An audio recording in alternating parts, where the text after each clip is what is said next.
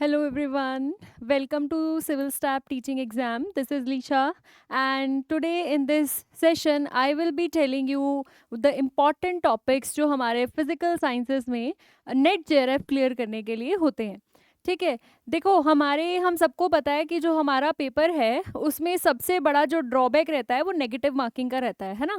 हम लोग सारा पेपर अटेम्प्ट नहीं कर सकते क्योंकि सारा पेपर अटेम्प्ट करें क्या पता नेगेटिव में मार्क्स आ जाए हमारे, है ना. सो सबसे बड़ा हमारा ड्रॉबैक हमारा नेगेटिव मार्किंग का रहता है. बट फिर भी अगर किसी को नेट क्लियर करना है, जो मैंने एनालाइज किया है आज तक, ठीक है, अगर किसी को नेट भी क्लियर करना है सिर्फ, तो इट इज़ वेरी सिंपल. देखो हमारे 9 सब्जेक्ट्स होते हैं, वी हैव 9 सब्जेक्ट्स, है ना. 9 में से अगर आप 6 सब्जेक्ट्स भी बहुत अच्छे से करके जाते हैं ना, 9 में से अगर किसी ने 6 सब्जेक्ट्स पे भी अपनी पकड़ बहुत अच्छी बना रखी है ना, उस बच्चे का नेट तो बहुत आराम से क्लियर हो सकता है. ठीक है, ऐसी कोई कंपल्शन नहीं है कि आप 9 के 9 सब्जेक्ट्स बहुत अच्छे से करें, क्योंकि हो सकता है देखो कोई सब्जेक्ट किसी का स्ट्रॉन्गेस्ट पॉइंट होता है, तो हो सकता है वही सब्जेक्ट किसी का वीकेस्ट पॉइंट हो. यू नेवर नो कि कौन सा किसका स्ट्रॉन्गेस्ट और वीकेस्ट पॉइंट है ना. वी डोंट नो कि हर सब्जेक्ट में वी कांट बी गुड, है ना. और आपको पता है आप जेआरएफ भी क्लियर कर सकते हो अगर आपके 6 सब्जेक्ट्स भी बहुत अच्छे हैं, तो बहुत अच्छे होने चाहिए. नेट के लिए अच्छे होने चाहिए, है ना, 6 सब्जेक्ट. और जेआरएफ के लिए बहुत अच्छे मतलब कि you don't have to skip even a single topic of that unit basically, of that book basically. ठीक है, एक भी टॉपिक नहीं छोड़ना. ठीक है, एक भी टॉपिक नहीं छोड़ा तो आप वहाँ पे जेआरएफ बहुत आराम से क्लियर कर सकते हो.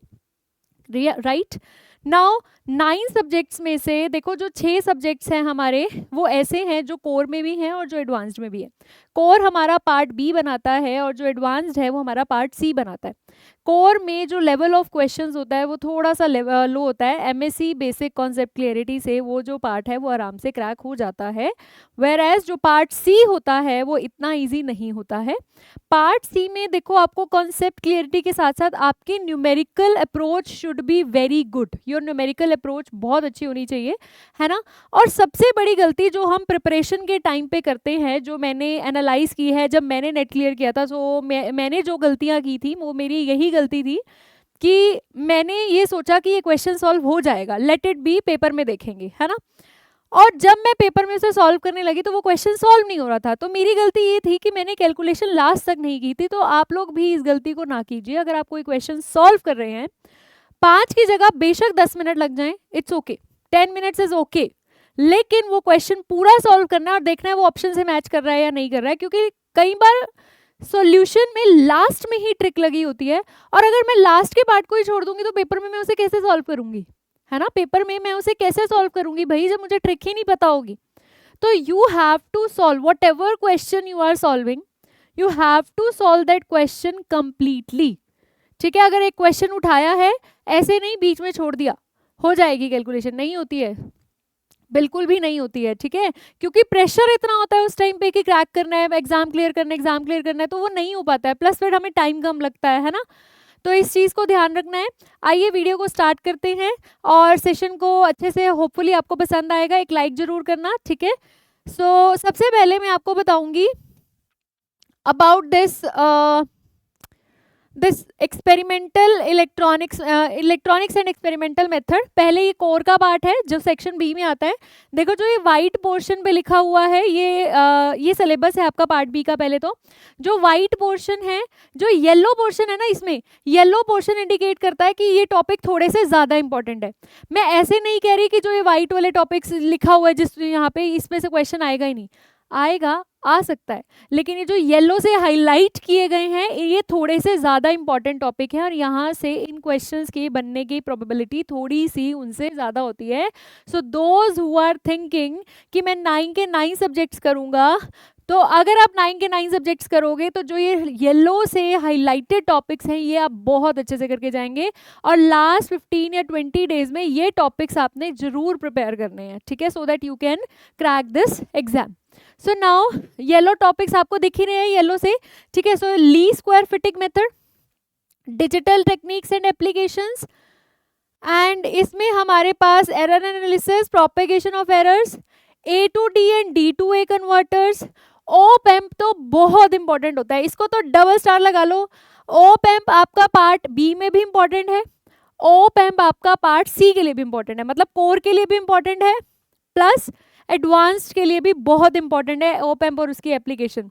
और सेमीकंडक्टर डिवाइसेस में पर्टिकुलरली ट्रांजिस्टर्स, ट्रांजिस्टर आपका एफईटी, जेफेट, ये भी हो सकता है, मोसफेट, है ना।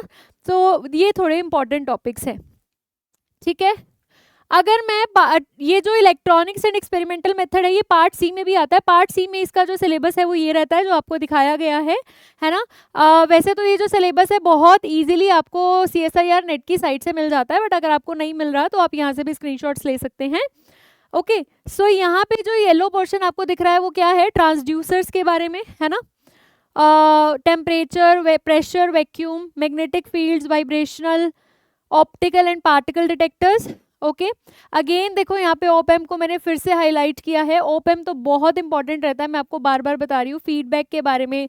फीडबैक देने से ऑसिलेटर बन जाता है ना, तो ऑसिलेटर रिलेटेड क्वेश्चन थोड़ा सा इंपॉर्टेंट रहता है, right.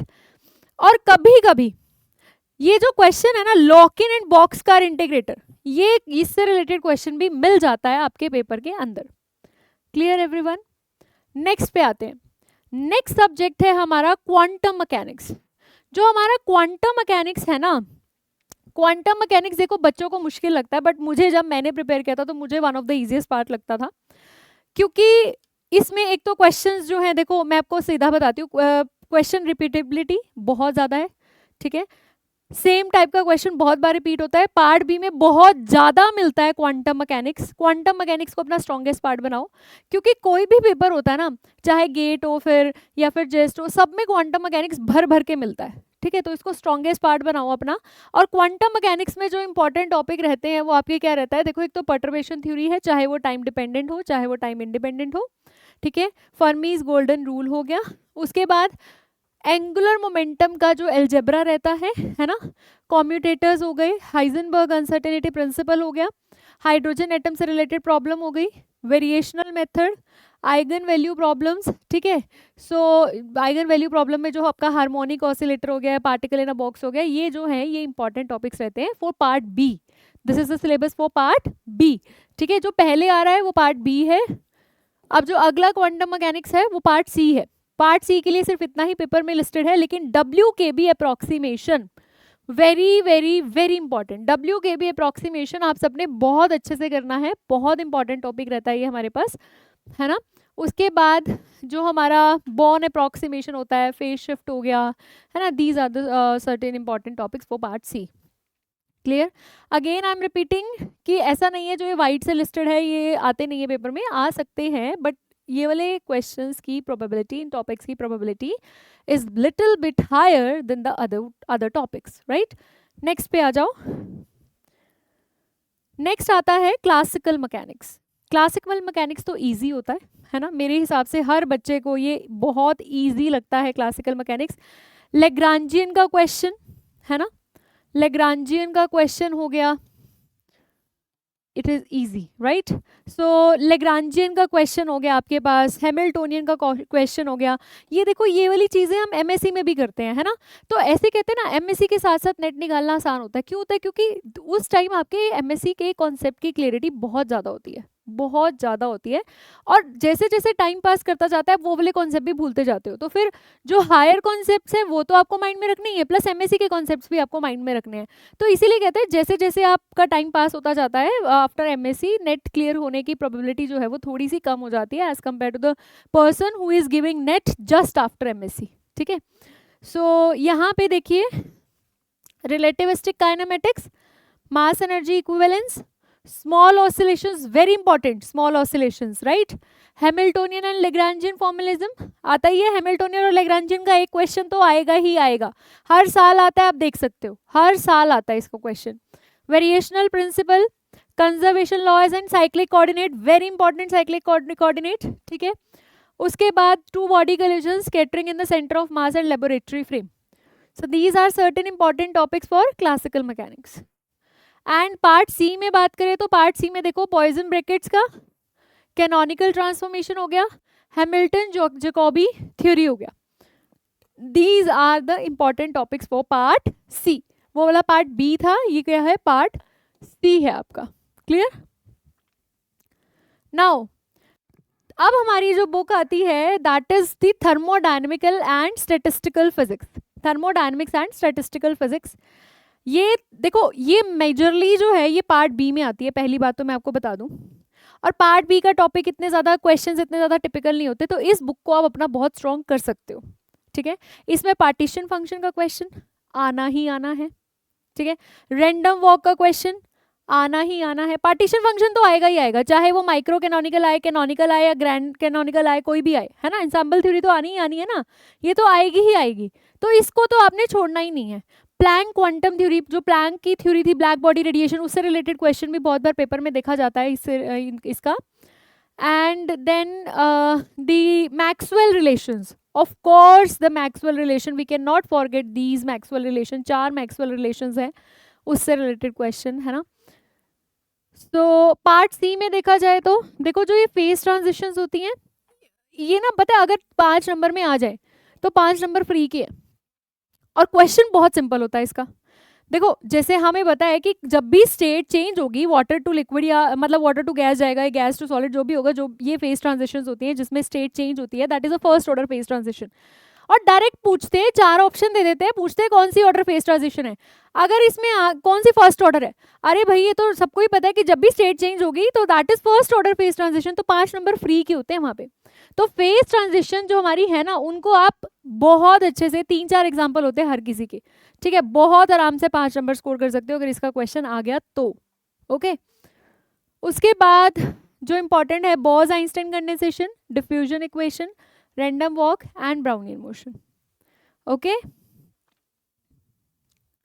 Now comes the electromagnetic theory. देखो इलेक्ट्रोमैग्नेटिक थ्योरी ना हम सबको समझ आ जाती है, लेकिन जब इसका क्वेश्चन हम अटेम्प्ट करने जाते हैं ना पेपर में, अटक जाते हैं, सॉल्व नहीं होता। अगेन रीजन क्या है सॉल्व नहीं होता? क्योंकि हमें लगता है ये आसान है, ये हो जाएगी, लेकिन हो जाएगी के चक्कर में हम सॉल्व नहीं करते उस टाइम सॉल्व नहीं करते, लास्ट में ट्रिक लगी होती है, फिर बाद में रोते हैं पेपर में बैठ के, है ना। तो हमने क्या करना है, इसका क्वेश्चन जो है लास्ट तक सॉल्व करना है। I am telling you this again and again, you don't have to make this mistake at your time. Clear?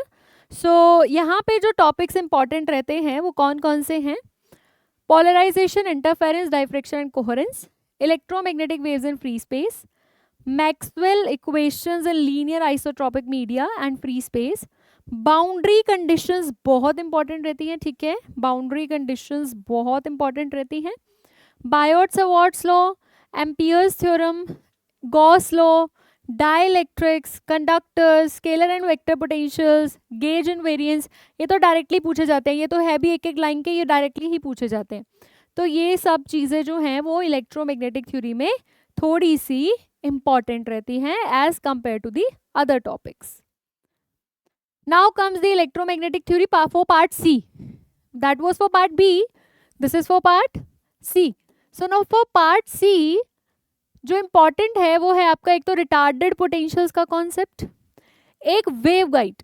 भाई वेव गाइड तो हर बच्चा अच्छे से करेगा। वेव गाइड क्वेश्चन इजी होता है इसका, मैं आपको पहले बता देती हूँ, ठीक है, but it is important, it is important. Next comes the mathematical methods of physics, ये बुक थोड़ी आसान होती है ना, जिसका कैलकुलेटिव थोड़ा सा भी अच्छा है वो बहुत आराम से कर लेता है इसको।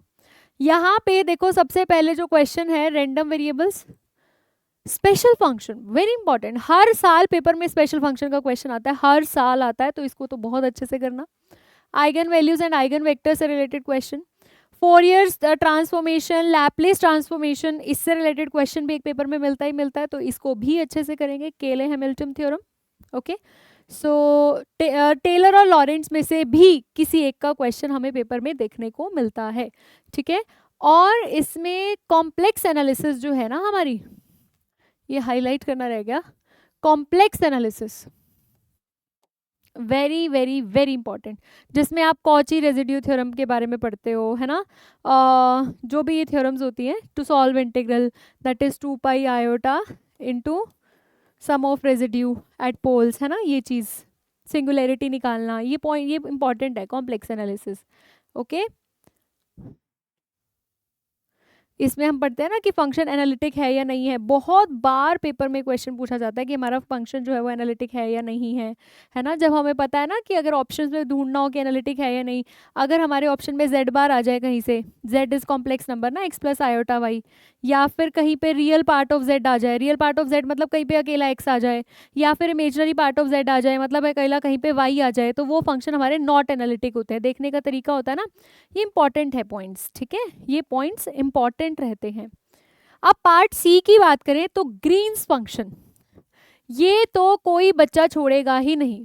ग्रीन्स फंक्शन का 5 नंबर का question, very very very important, ठीक है। ग्रीन्स फंक्शन तो बहुत इंपॉर्टेंट रहता है हमारे लिए। इसके बाद हमारे पास इंटीग्रेशन बाय ट्रेपेजॉइडल या सिम्पसन रूल है ना, ये भी आ जाते हैं क्वेश्चंस में, तो ये भी आप एक बार देख लेंगे। अब ये जो बुक्स हैं 3, atomic and molecular, condense matter physics and nuclear and particle physics, पहली बात तो ये पार्ट बी में नहीं आती है, ये सिर्फ पार्ट सी में आती है। सबसे अच्छी चीज क्या है जो एटॉमिक एंड न्यूक्लियर फिजिक्स है, वेरी इजी। किसी के आर राजकुमार बुक है ना आपकी, अगर वो भी कॉन्सेप्ट क्लियर है ना, सारे क्वेश्चन अटेम्प्ट कर पाओगे आप एटॉमिक एंड मॉलिक्यूलर फिजिक्स के। न्यूक्लियर एंड पार्टिकल फिजिक्स वैसे ही एक इजी सब्जेक्ट है, सिर्फ कंडेंस थोड़ा सा टिपिकल है ना। ऐसे इतना भी टिपिकल नहीं है, जिसकी कंडेंस पे पकड़ अच्छी है उसको वो भी आसान लगेगा, ऐसा नहीं है। But atomic and molecular physics and nuclear and particle physics तो बहुत ईजी रहता है, क्लियर। और हमें सबसे बड़ा एडवांटेज है ये 5-5 नंबर, इनमें तो हम पूरे अच्छे से अपने स्कोर कर सकते हैं। बट इनमें भी कुछ जो इंपॉर्टेंट टॉपिक्स है वो एक बार मैं आपको लिस्ट कर रही हूँ यहाँ पे। एक तो L S and J coupling, Zeeman and Paschen Back effect, Stark effect, electron spin resonance, nuclear magnetic resonance, ठीक है। उसके बाद हमारे पास लेजर का क्वेश्चन, जनरली लेजर में जो भी टॉपिक्स लिस्टेड है जनरली ये पेपर में आ जाते हैं, ठीक है। तो ये वाले टॉपिक्स जो है हम बहुत अच्छे से करेंगे फॉर नेट लेजर के जितने भी क्वेश्चंस हैं।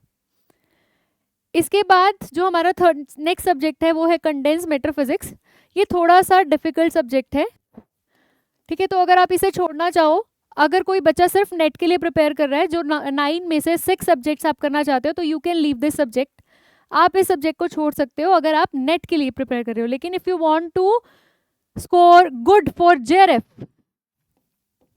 तो ये सब्जेक्ट आपका बहुत अच्छा होना चाहिए, जेआरएफ वाला सब्जेक्ट, ठीक है।